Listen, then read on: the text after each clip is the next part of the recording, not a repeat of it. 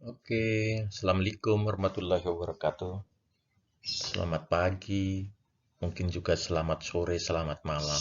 Karena nanti ini akan diunggah di Skalsha ya. Pada kesempatan kali ini saya akan menyampaikan tentang materi komunikasi antar tenaga kesehatan di rumah sakit. Perlu saya sampaikan bahwa di rumah sakit itu multi sumber daya manusia maupun fasilitas pendukung. Khusus terkait dengan sumber daya manusia, di rumah sakit sangat banyak sekali profesi yang melayani pasien. Profesi pemberi asuhan, profesional pemberi asuhan, seperti dokter, ahli gizi, apoteker, penata anestesi, perawat, bidan, terapi fisik, psikologi, dan lainnya, itu yang langsung berhubungan dengan pasien. Belum lagi profesi yang tidak berhubungan dengan pasien, yaitu penunjang. Di penunjang itu ada radiologi, yaitu radiografer, ada sanitarian, ada dan lainnya ya, masih banyak. Ini komunikasi ini harus terjalin dengan baik, harus terkoordinasi dengan baik. Dan komunikasi adalah kunci sukses untuk keselamatan pasien, khususnya di rumah sakit. Oke, ini data pribadi saya. Saya kira ini bisa dilihat aja ya. Saya kira setiap kita sudah, jika kita nanti pertemuan yang offline, mungkin kita akan lebih bisa banyak cerita. Ya, oke, kita lanjut aja yang ini ya. Slide ini sebagai pembuka aja ya, karena setiap materi yang saya sampaikan ini selalu saya sampaikan karena saya sangat, termasuk saya senang menyampaikan ini, apalagi kaitannya dengan keselamatan ya, keselamatan pasien di rumah sakit. Mungkin akan lebih jelas saya sampaikan banyak itu di materi tentang standar keselamatan pasien ya, di materi ke-8 kalau nggak salah. Ya, intinya ini patuhilah regulasi, patuhilah aturan yang ada di tempat adik-adik kalian melaksanakan tugas, baik sebagai mahasiswa maupun nanti kalau sudah melaksanakan tugas di tempat kerjanya masing-masing. Ikutin aturan agar selamat, agar jangan sampai terjadi kayak kapal Sri Bangun yang ada di Danau Toba, dia tidak mengikuti aturan sehingga dia tenggelam. Mari kita ikutin aturan supaya kita selamat daripada kita ditenggelamkan. Oke. Komunikasi salah satu dari bagian 6 sasaran keselamatan pasien. Komunikasi yang efektif merupakan kunci keselamatan untuk mencegah kejadian yang tidak diharapkan atau KTD. Makanya termasuk komunikasi antar tenaga kesehatan. Perlu saya sampaikan, tenaga kesehatan kan di rumah sakit sangat heterogen ya, banyak di situ. Profesional pemberi asuhan aja ada dokter, profesional pemberi asuhan itu yang langsung menangani pasien di kamar operasi misalnya. Itu ada dokter bedah, ada dokter anestesi, ada penata anestesi, ada perawat di situ ya. Itu karena pekerjaan tindakan operasi itu tindakan pekerjaan tim. Jadi tidak dilakukan oleh satu profesi. Jadi makanya jalinan komunikasi yang efektif sangat menentukan berjalannya suatu tindakan. Ini ada suatu contoh untuk komunikasi dan ketepatan identifikasi yang terjadi. Contoh, ya. Ada Tuan Selamat mau dioperasi. Ada kamar operasi, ada 2, bagian bedah dan bagian ortopedi. Yang bagian bedah, karena udah siap, perawatnya melihat, karena dia merasa ada Pak Selamat dengan diagnosa hernia inguinalis sebelah kanan, hernia inguinalis dextra. Makanya petugas yang ada di kamar operasi kamar 2, dia manggil, Pak Selamat. Oh ya, saya Pak Selamat. Makanya petugas mendatangi salah satu Pak Selamat tersebut. Pak Selamat, betul. Ya, Pak Selamat. Mari Pak, kita ke kamar operasi untuk dilakukan tindakan operasi. Bawalah ke kamar operasi, tidur di meja operasi yang di atasnya ada di atasnya ada lampu operasi. Cukup serem ya.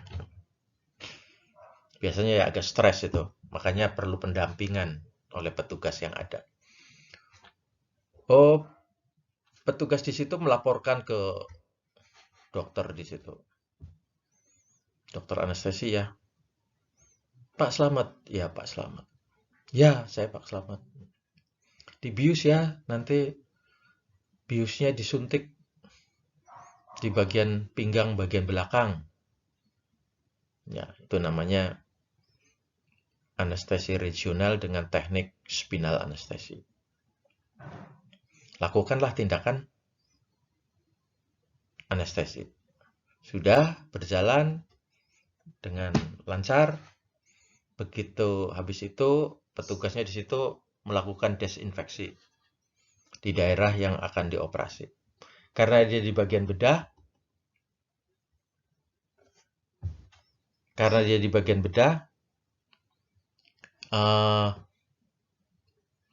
dia taunya dia hernia. Maka lakukanlah desinfeksi di bagian perut bagian bawah sebelah kanan.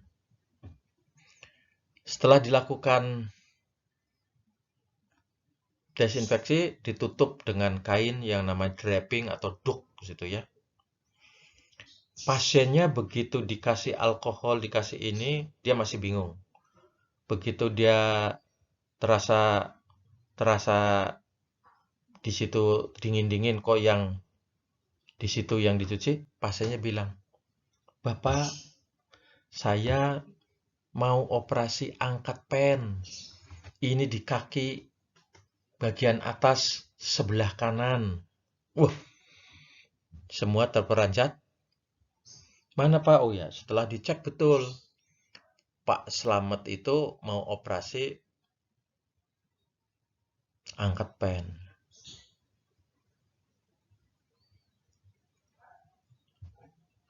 Setelah dicek betul, maka dia dibawa ke pindah kamar operasi, disampaikan ke dokter ortopedi. Dia dilanjutkan di kamar operasi sebelah untuk tindakan pengangkatan kenail ya, pen ya. Setelah dicek, ternyata ada 2 Selamat. Ada 2 Pak Selamat.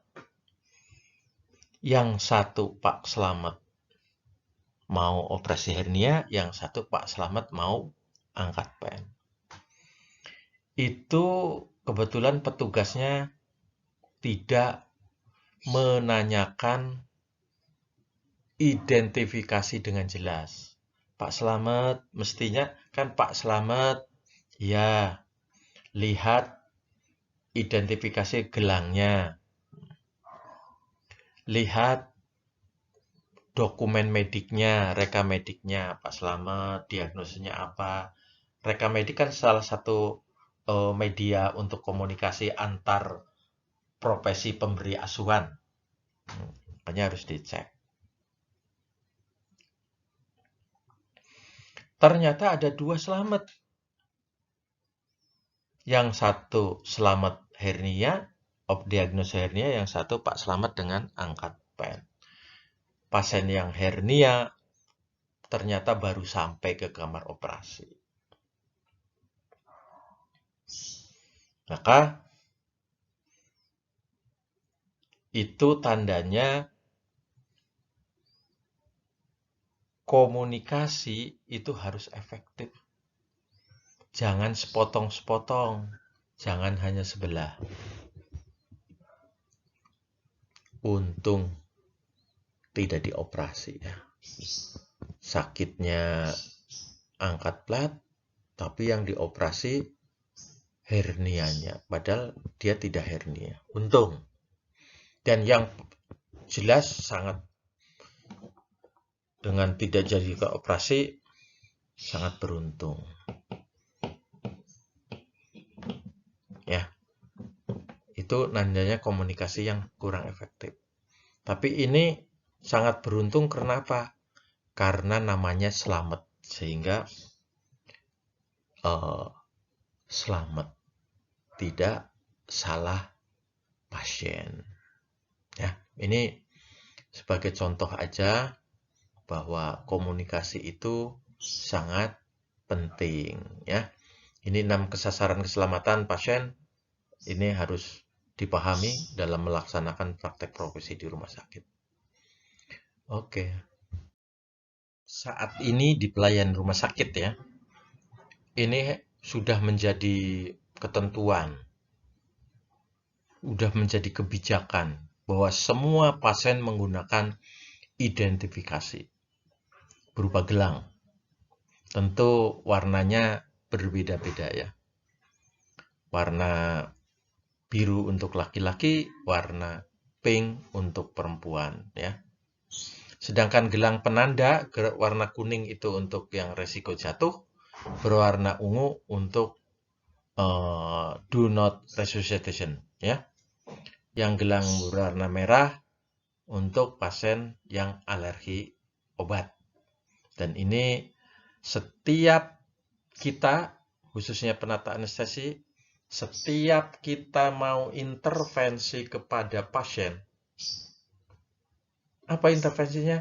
Mau nyuntik, mau masang infus, mau ngasih obat, mau ngasih apa, itu harus melihat identifikasinya. Gelangnya harus dilihat. Oh, ini namanya Pak Slamet. Oh iya, Pak Slamet. Oh, ini reka mediknya. Jadi minimal harus 2 identifikasi ya. Jangan hanya nama. Harus 2 identifikasi. Ini untuk pengetahuan aja ya, bahwa ini pun sangat penting untuk keselamatan pasien. Dan ini juga salah satu bentuk komunikasi ya. Oke. Kita ternak pendahuluan bahwa pelayanan pasien di rumah sakit diberikan oleh berbagai profesi kesehatan. PPA, profesional pemberi asuhan. Nanti akan lebih jelas terkait materi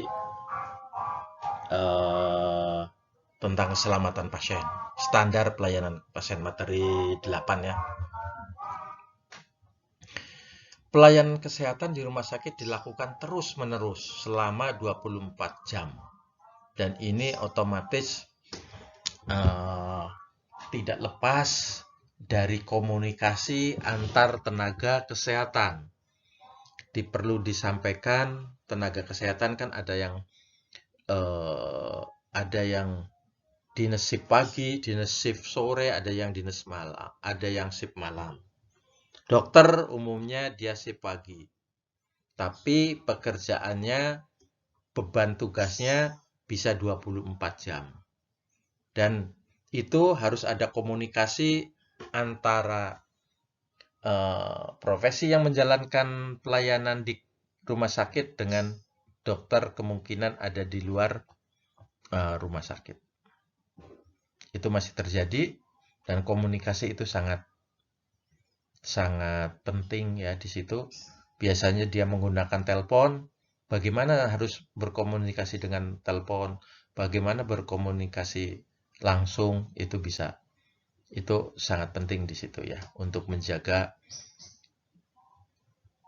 tidak adanya kejadian yang tidak diharapkan. Perlu menjaga kontinuitas pelayanan, jadi supaya pelayanan itu bisa berlangsung terus. Dibutuhkan komunikasi informasi antar petugas kesehatan. Ya, saya kira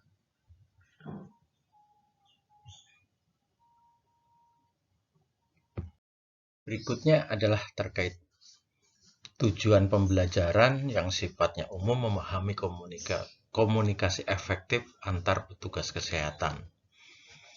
Ya, supaya mencegah terjadinya KTD, kejadian yang tidak diharapkan. Khusus yaitu memahami teknik komunikasi efektif, memahami hal yang harus diinformasikan antar petugas, memahami cara memberi dan menerima informasi, memperagakan cara menerima dan memberi informasi. Saya kira ini cukup.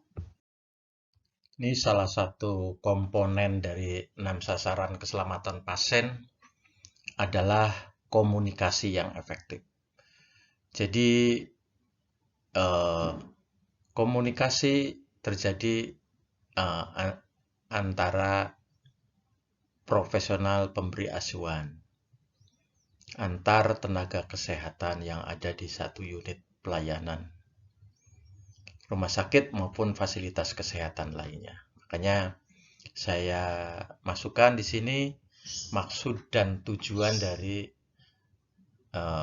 sasaran keselamatan pasien adalah untuk mendorong rumah sakit agar melakukan perbaikan spesifik dalam keselamatan pasien.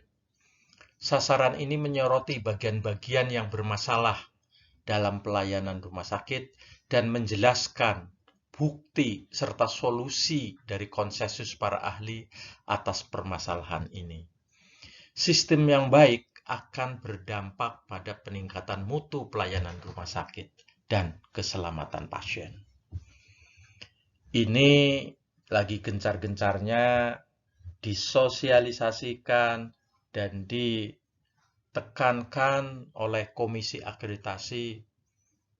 Tentunya ini ada dasar dan buktinya kenapa sasaran keselamatan pasien, khususnya 6 sasaran keselamatan pasien itu sangat lagi disosialisasikan untuk diterapkan di pelayanan rumah sakit. Goalnya adalah mencegah kejadian yang tidak diharapkan. Intinya untuk kebaikan masyarakat dan masyarakat yang dilayani. Oke.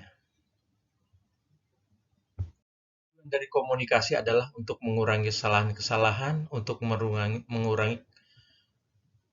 meningkatkan keselamatan pasien. Ini saya kira sudah cukup jelas ya. Sedangkan komunikasi efektif itu bila tepat waktu. Tepat waktu itu ya harus sesuai. Hari ini dibutuhkan, jam ini, menit ini, ya pada saat itu komunikasi. Bukan momen hari ini komunikasi baru terjadi belakangan atau beberapa hari sebelumnya. Itu tidak efektif ya. harus akurat. Akurat itu harus jelas, harus terukur, ya, harus lengkap. Lengkap itu misalnya memberikan advice, memberikan saran, ya harus lengkap. Tidak mendua, ambigu ya. Ya jelas. Kasih obat ini tag, tindakannya ini tag, tidak pakai tindakannya ini boleh, pakai ini boleh. Itu jangan ambigu. Dapat diterima oleh penerima informasi. Yang jelas penerima informasi itu harus dapat menerima. Jangan belum jelas sudah berakhir komunikasinya. Bila belum jelas, tanyakan kembali. Tulis bila perlu. Rekam bila perlu. Bila komunikasinya melalui by phone, melalui telepon, atau melalui media lainnya. Harus bila perlu tertulis sebagai bukti. Bila perlu ada saksi, ya, untuk menjaga segala kemungkinan yang mungkin terjadi. Untuk siapa? Untuk kita semua. Ini bentuk komunikasi ya. Ada verbal, ada non-verbal. Saya kira ini sudah paham ya. Lisan, elektronik, dan tertulis itu masuk verbal. Contoh-contoh ini sering dipakai di pelayanan di rumah sakit atau di fasilitas kesehatan ya. Contohnya elektronik. Sekarang rekam medik hampir sudah menuju ke digital. Rekam medik elektronik. Di salah satu rumah sakit besar sudah di Purwokerto sudah menjalani itu. Kalau lisan, saya kira lisan ini sudah sangat jelas tertulis. Bisa juga tertulis di dalam bentuk rekam medik yang belum menjalankan rekam medik elektronik, itu bisa juga tertulis. Dan nonverbal dengan bahasa tubuh, ya, dengan melambai, dengan angkat jari, dengan apalagi seperti emoji-emoji yang ada di media sosial itu dalam bentuk nonverbal ya. Oke. Komunikasi efektif dalam pelayanan di rumah sakit. Ini di rumah sakit itu komunikasi efektif itu terjadi komunikasi saat peralihan pelayanan. Kapan ini komunikasi saat peralihan pelayanan? Bisa peralihan pelayanan dari unit ke unit yang lain. Misalnya, dari unit gawat darurat ke rawat inap. Atau sebaliknya, dari rawat jalan ke rawat inap atau ke IGD atau sebaliknya. Dari anestesi ke rawat inap bisa juga terjadi komunikasi antar profesi. Dari dokter penyakit bedah dikonsulkan ke penyakit dalam, habis itu diambil alih rawat, itu juga komunikasi saat peralihan pelayanan. Begitu juga sebaliknya dari penyakit dalam ke bagian bedah atau dari anestesi ke ICU, itu juga peralihan pelayanan. Sedangkan komunikasi saat pergantian jaga, yaitu seperti kita ketahui di rumah sakit, kontinuitas pelayanan adalah 24 jam. Sedangkan para pemberi pelayanan asuhan itu hanya satu shift. Misalnya perawat, dokter itu satu shift. Yang 24 jam itu pasiennya dan pelayanannya. Nah, di pelayanan anestesi misalnya operasi dimulai jam 1 siang. Jam 2 belum selesai. Padahal yang jaga si A. Itu harus dioperkan ke yang jaga sore si B. Nah, itu harus komunikasi yang harus dengan komunikasi, bisa komunikasi secara tertulis, bisa lisan, bisa juga secara elektronik ya. Itu harus dilaksanakan dan itu sangat bagus untuk menunjang keselamatan pasien. Komunikasi per telepon atau lisan, ya. Komunikasi per telepon juga harus menjadi titik poin untuk komunikasi di antara petugas kesehatan, ya. Ini lazim. Yang lazimnya itu antara perawat dengan dokter bedah atau penata anestesi dengan dokter anestesi atau perawat dengan dokter anestesi dan begitu sebaliknya. Itu terkait dengan komunikasi per telepon itu harus betul-betul jelas. Bila perlu diulangi. Tidak jelas harus diejak. Harus kata per kata. Bila perlu sampai dari huruf ke huruf. Makanya nanti ada teknik sebar gitu ya. Komunikasi pelaporan nilai-nilai kritis. Ini juga sering terjadi. Hasil pemeriksaan pasien dengan sakit tertentu, diperiksa hasil laboratorium, hasil pemeriksaan rongsen itu disampaikan, dikomunikasikan, bisa elektronik, bisa tertulis. Sekarang zaman now banyak menggunakan IT, ya. Itu harus diperhatikan betul komunikasi hal-hal semacam itu. Dan ini terjadi hampir setiap hari, jadi kita harus paham betul. Ini komunikasi yang rentan. Terjadinya kesalahan, terjadinya kejadian yang tidak diharapkan, komunikasi yang terjadi antara petugas kesehatan. Ini rentan nih.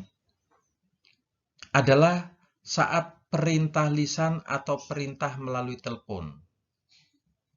Komunikasi verbal saat menyampaikan hasil pemeriksaan kritis yang harus disampaikan lewat telepon. Hal ini bisa disebabkan karena ada perbedaan aksen dan dialek. Ya. Jadi kalau melalui telepon memang harus ekstra hati-hati. Jika menerima belum jelas, minta diulangi. Bila perlu ditulis, ya. Bila perlu ditulis.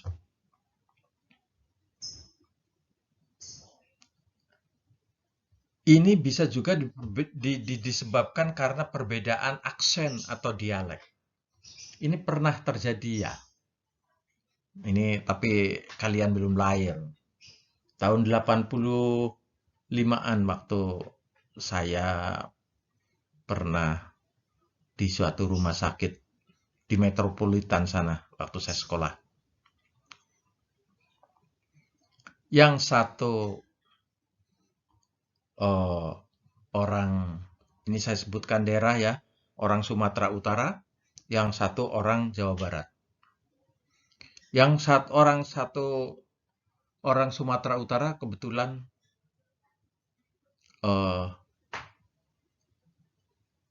ada di satu lagi menangani pasien dalam satu tim. Yang orang Sumatera Utara bilang, tolong ambilkan air Viva. Air Viva itu resusitator, ambu bag, ya, resusitator. Tapi ada karena produksi ambu dinamakan ambu bag. Produksinya tertentu disebut kayak motor ya. Apa-apa itu Honda, padahal itu Yamaha, itu Suzuki disebut Honda. Itu Stel, itu Kodak disebut, padahal Kodak itu merek. Ya. Resusitator itu sama dengan air Viva, nama patennya. Ya, air Viva itu resusitator, ambu bag kalau bahasa di sini yang paling populer itu ambu bag. Tolong ambilkan air Viva. Lah, yang orang Sunda dengernya mungkin air pipa. Maka diambilkannya lah air pipa. Ya. Atau sebaliknya, yang biasanya menyebutkan air pipa itu orang Jawa Barat ya. Air pipa. Maka Makanya orang Batak ngambil, orang Sumatera Utara itu ngambilnya air yang ada di pipa. Itu bisa terjadi kayak gitu. Dan terkait yang lazim ini, yang lazim melalui telepon. Kalau yang kasus tadi itu biasanya melalui lisan, bahasa verbal lisan. Kalau yang lazim di recommended atau di advice-nya melalui telepon itu pemberian obat. Makanya kita itu sangat disosialisasikan mengenai LASA. Look like, sound like, LASA. Ya. Makanya kalau yang look like itu ada kemasan namanya obat petidin, jenis narkotik ya, dengan pavulon itu masker relaksan. Kemasannya itu mirip-mirip. Mirip. Cuman yang beda kalimat tulisannya aja. Padahal fungsinya sangat berbeda. Yang petidin sebagai penenang, sebagai analgetik kuat, sedangkan pavulon itu masker relaksan, pelemas otot. Dia otot-otot rangka akan rileks. Sehingga dampaknya kalau masker relaksan itu pasiennya tidak bisa bernapas, harus menggunakan alat bantu. Begitu juga epidrin dengan epineprin. Itu kemasannya mirip-mirip tuh.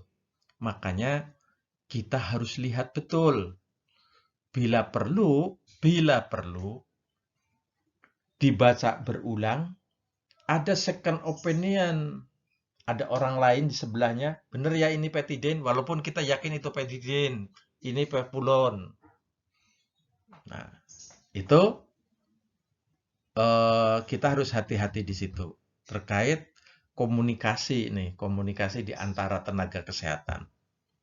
Yang sound like itu dari ucapannya mirip-mirip tuh.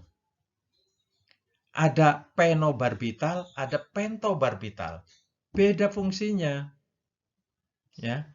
Itu harus betul. Bila perlu diulang.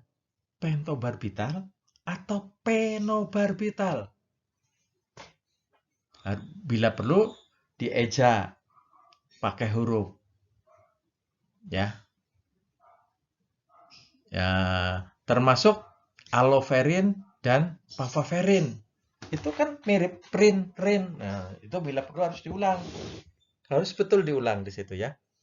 Dan saya secara pribadi sangat suka dengan akreditasi. Sebagian orang akreditasi itu ribet, akreditasi itu bikin sebel, tapi sebetulnya akreditasi itu menuntun kita untuk ke arah yang benar ya. Walaupun itu goalnya agak lambat ya, tapi saya kira itu hal yang bagus. Tolong ini komunikasi antar tenaga kesehatan, antar profesional pemberi asuhan yang sering terjadi jika melalui telepon. Ini contoh yang lain nih, terkait dengan LASA. Bukan sekedar sound. Namanya tetap sama. Satu nama. Satu contohnya ini ketorolak 1% dengan ketorolak 3%. Ini dosis akan berbeda. Ini untuk anak-anak, ini untuk dewasa, ini untuk berat badan yang sekian, ini untuk berat badan sekian. Jadi, jika terjadi komunikasi antara petugas yang satu dengan petugas yang lainnya, misalnya antara dokter anestesi dengan penata anestesi, pasien pasca anestesi biar nggak sakit dikasih ketorolak. Tolong ditanyakan yang berapa miligram, yang berapa persen. Gitu ya. Jangan, ketorolak. Tahu-tahu dia berat badannya 80-70 kilo, dikasih yang cuman 10 miligram. Itu nanti tidak tepat sasaran, tidak tepat dosis, goalnya untuk mengurangi rasa sakit tidak akan tercapai, ya. Itu tolong yang kayak gini juga harus diperhatikan. Ini contoh satu lagi nih. Ini terkait dengan look like. Kalau dilihat secara sepintas antara satu namanya ephedrine HCl, yang satu ketorolac yang 30 mg. Secara sepintas kemasannya itu gedenya sama, warnanya sama-sama putih. Memang secara tulisan berbeda, tapi tolong itu juga harus dilihat. Oh betul ini ephedrine ini. Jadi jangan sampai kita asal saking melaksanakan tugas karena setiap hari kita terjebak oleh suatu rutinitas. Oh itu warnanya putih, ambil. Bisa juga tempatnya, oh biasanya tempatnya di situ. Padahal bisa aja yang jaga pagi naruhnya di situ, kita biasa naruh di situ, besok pergantian orang bisa naruhnya berbeda. Tolong, setiap kita mengambil obat, lihat. Kalau ini terkait dengan look like yang mirip-mirip sama.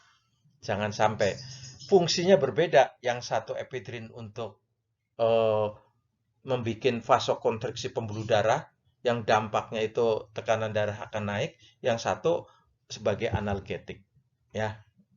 Oke. Ini contoh obatnya sama. Yang berbeda hanya dosisnya, ya. Kemasan yang 10 mg, kemasan yang 2 mg.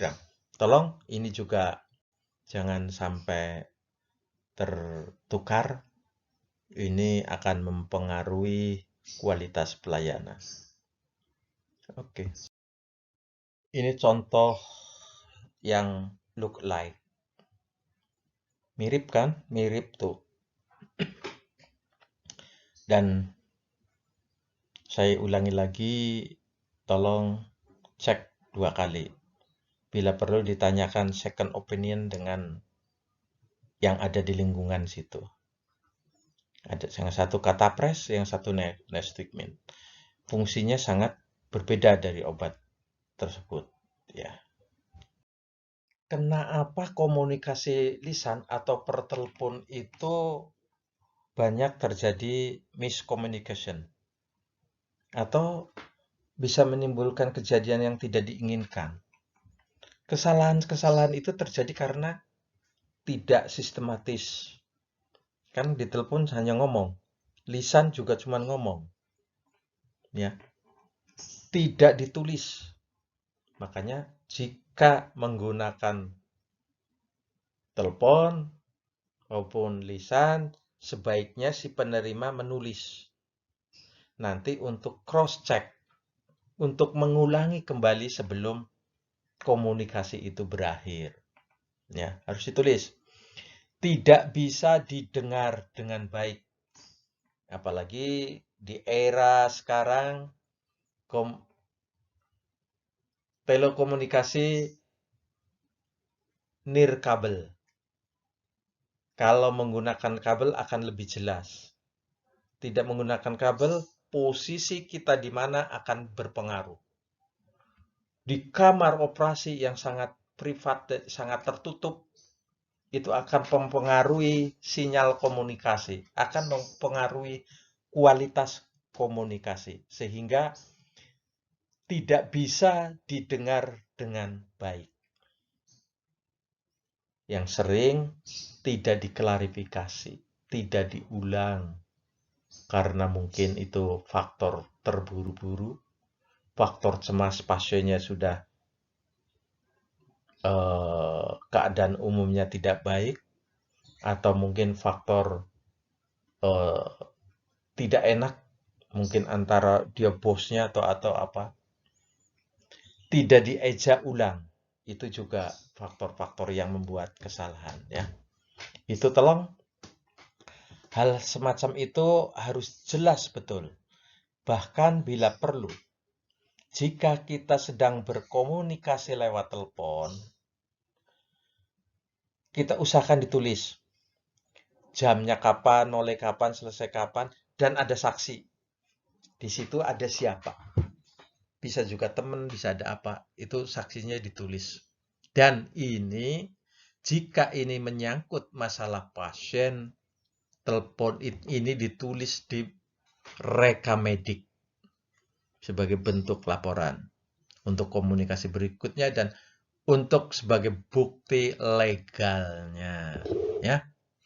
Komunikasi yang rentan terjadi kesalahan adalah saat perintah lisan atau perintah melalui telepon. Komunikasi verbal saat menyampaikan hasil pemeriksaan kritis harus disampaikan lewat telepon. Hal ini bisa disebabkan karena perbedaan aksen seperti tadi yang saya sampaikan. Oke. Ini upaya komunikasi efektif lisan atau per telepon agar bagaimana supaya diterima dengan baik sehingga kejadian tidak diharapkan tidak terjadi.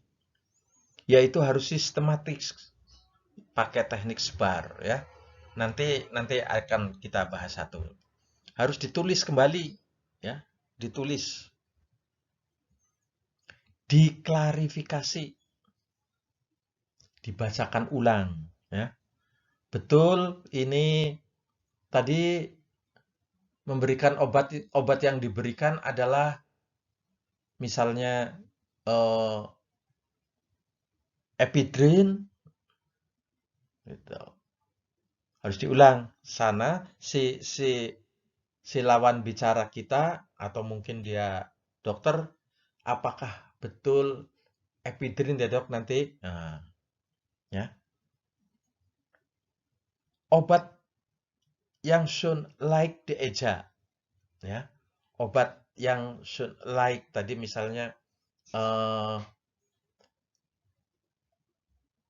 epidrin, epineprin itu yang mirip-mirip namanya. Itu juga harus dieja. Bila perlu dengan alfabet ya. Alfa Romeo Juliet itu ya. Jadi satu-satu bila perlu ya. Yang berikutnya harus ada daftar obat yang sound alike. Itu ada daftarnya, baik itu di depo farmasi, di apotek, maupun kalau di anestesi itu di ruang anestesi. Bisa di kamar operasi, di masing-masing ruang kamar operasi ya. Itu harus ada daftarnya. Sehingga untuk kejadian-kejadian yang tidak diharapkan tidak terjadi. Pengucapan juga dapat menyulitkan penerima perintah untuk memahami perintah yang diberikan. Misalnya nama obat yang rupa dan ucapannya mirip. Yang tadi seperti saya sebutkan dari contoh-contoh ya seperti penobarbital dan pentobarbital dan lainnya seperti tadi ya. Ini sangat penting ya. Oke. Ini teknik komunikasi antar tenaga kesehatan, salah satunya dengan teknik SBAR. Situasi, background, assessment, recommendation. Jadi ini jika komunikasi itu melalui telepon dengan menggunakan SBAR, itu kita jadi akan lebih siap terhindar dari kesalahan, harapannya itu kayak gitu. Karena ini sistematik. Situasinya tahu, backgroundnya tahu, assessmentnya tahu, rekomendasinya tahu, gitu ya. SBAR itu merupakan kerangka acuan dalam pelaporan kondisi pasien yang memerlukan perhatian tindakan segera. Contoh di pelayanan anestesi, operasi sedang berlangsung, ada tanda-tanda penurunan keadaan umum pasien. Jadi, misalnya penata anestesi melaporkan ke dokter anestesi. Mungkin dokternya kebetulan tidak di situ, komunikasinya harus menggunakan telepon. Kita harus tahu situasinya. Situasinya itu gimana? Oh ini sekarang, keadaan sekarang nih, situasinya gimana pasien itu? di lingkungannya, oh ini dokternya ini tadi sih bagus, sekarang keadaannya menurun. Dokter bedahnya nih lagi agak cemberut atau gimana misalnya kayak gitu loh. Hal-hal yang kayak gitu. Backgroundnya, backgroundnya itu kita harus tahu diagnosanya apa, ya. Tingkat kesadarannya itu gimana,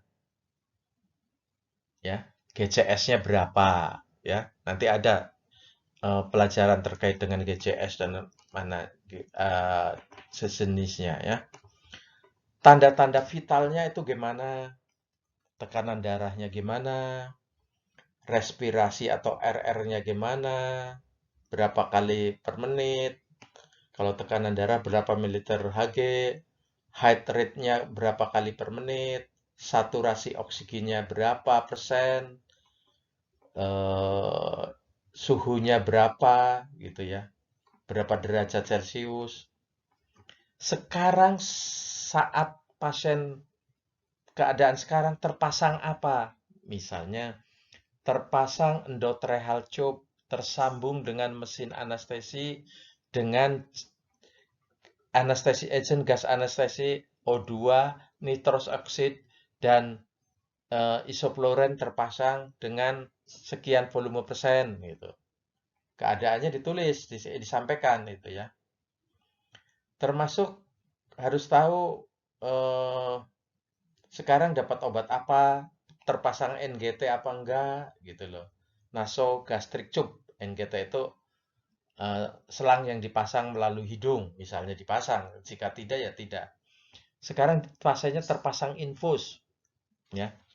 Infusnya itu apa jenisnya?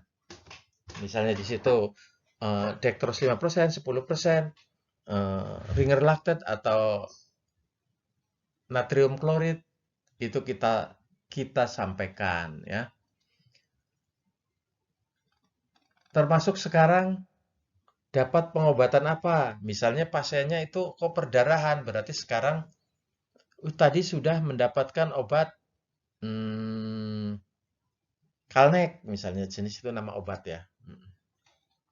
Obat anti perdarahan sekian misalnya, itu harus disampaikan. Termasuk bila perlu ini hasil EKG-nya sekian begini, hasil foto toraknya begini.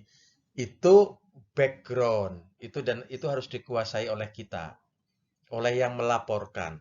Assessment, hasil pengkajian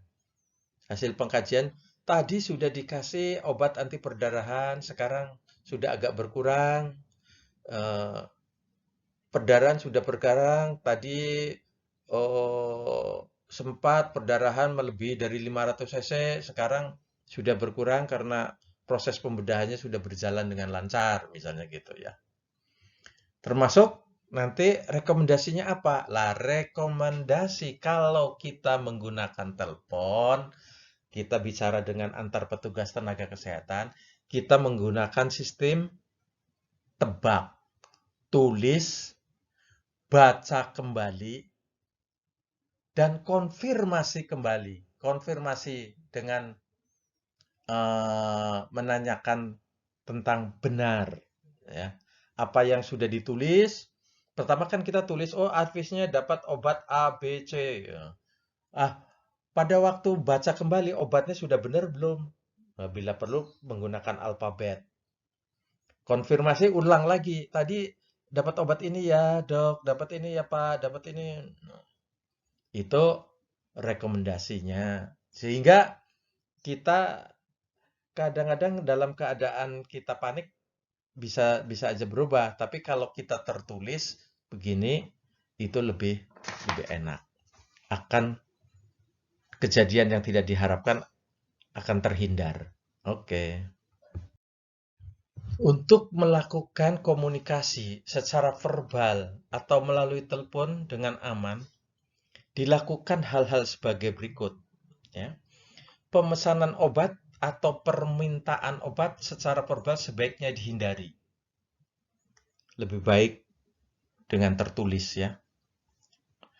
Dalam keadaan darurat, di mana komunikasi secara tertulis atau komunikasi elektronik tidak mungkin dilakukan, maka harus ditetapkan panduannya meliputi permintaan pemeriksaan penerimaan hasil pemeriksaan dalam keadaan darurat.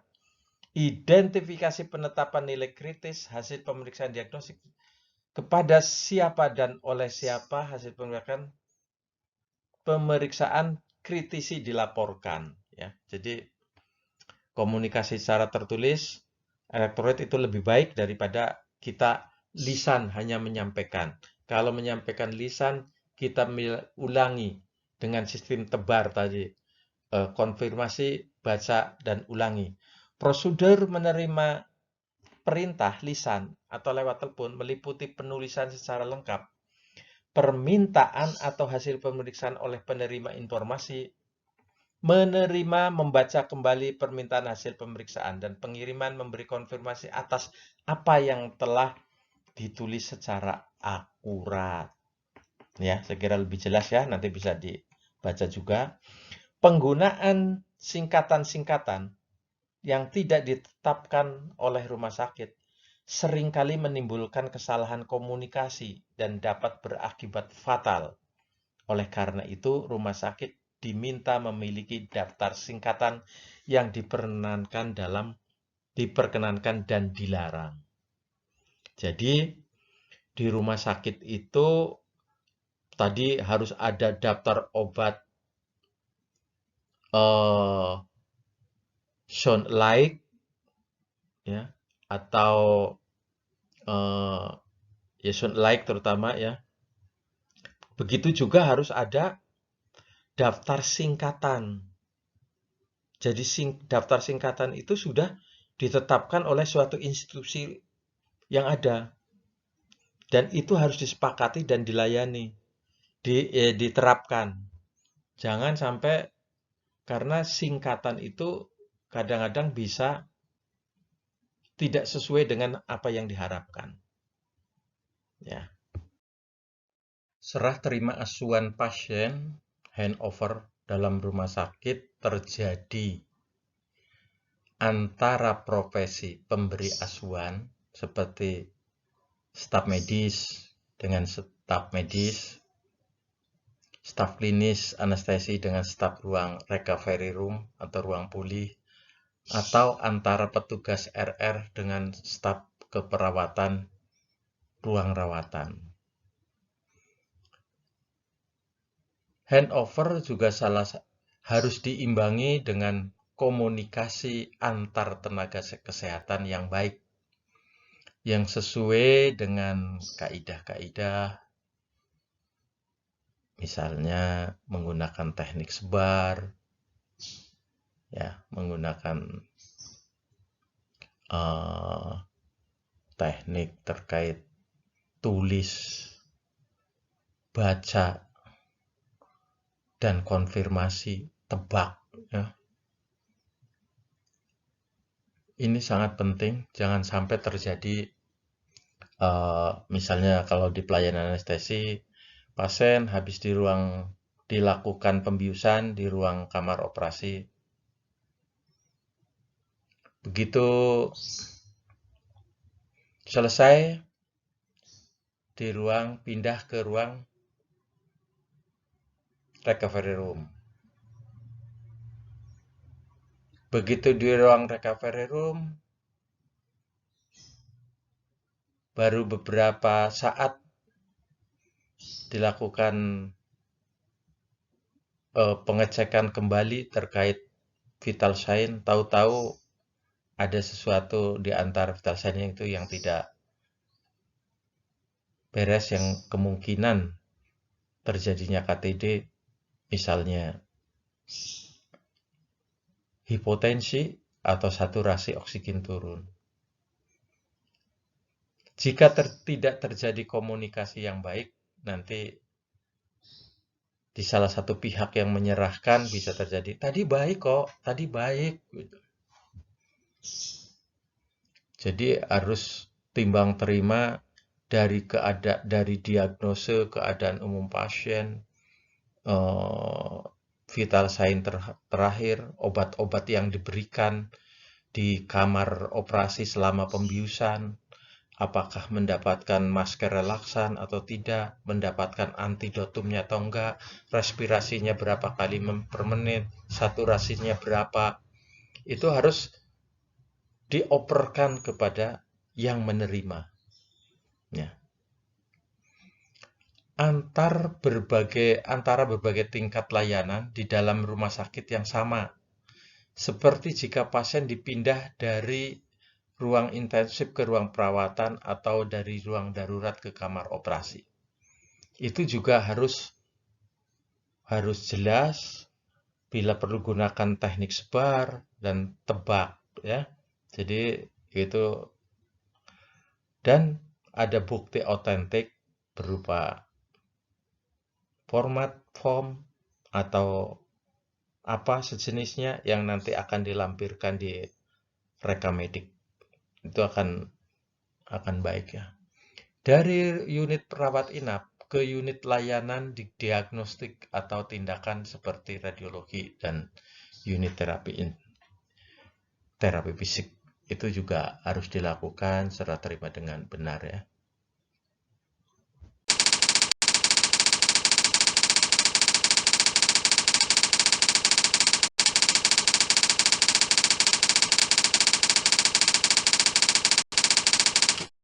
Ini etika berkomunikasi harus dipahami juga, ya, oleh semua. Saya yakin ini sangat-sangat penting, ya. Bahkan jika ini ditaati akan mencerminkan pribadi masing-masing, ya.